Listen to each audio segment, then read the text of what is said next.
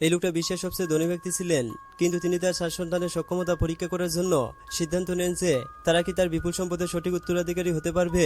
এজন্য এত বছর ধরে তিনি তার নিজের পরিচয় গোপন রেখেছিলেন আর তার 4 সন্তানকে গ্রামের মধ্যে বড় করেছিলেন।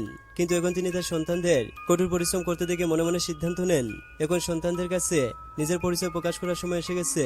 কিন্তু ঠিক তখনই একটা দ্রুতগতির গাড়ি এসে লোকটাকে ধাক্কা দিয়ে একপাশে ফেলে দেয়। এরপর 3 ছেলে মিলে তার বাবাকে নিয়ে হাসপাতালে পৌঁছায়, কিন্তু ডাক্তার জানায় অপারেশন এবং পরবর্তী চিকিৎসার জন্য কমপক্ষে 1 মিলিয়ন টাকার উপরে খরচ যাবে। একথা শোনা মাত্রই সঙ্গে সঙ্গে 3 ছেলে তাদের আসল রূপে ফিরে আসে।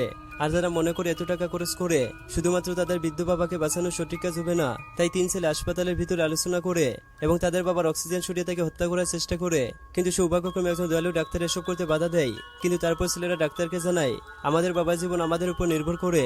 একথা বলে এই ছেলেটা তার বাবার অক্সিজেন খুলতে যায়, কিন্তু সময় মতো ছোট মেয়ে সেখানে চলে আসে এবং তার 3 ভাইকে দোষারোপ করে বলে যে তোমরা কিভাবে নিজের বাবার প্রতি এমন নিষ্ঠুরতা দেখাতে পারো।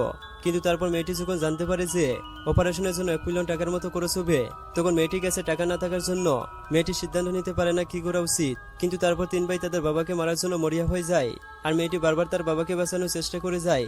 কিন্তু তারপর বড় ভাই মেয়েটির গলায় বেল্ট বেঁধে তাকে মারার চেষ্টা করে আর তাদের বাবাকে সেখান থেকে নিয়ে যাওয়ার পরিকল্পনা করে। কিন্তু পাশে থাকা ডাক্তার এসব আর সহ্য করতে না পেরে তিনি 3 ভাইকে সতর্ক করে দেয়, এবার তো ভিডিওতে লাইক করে দাও।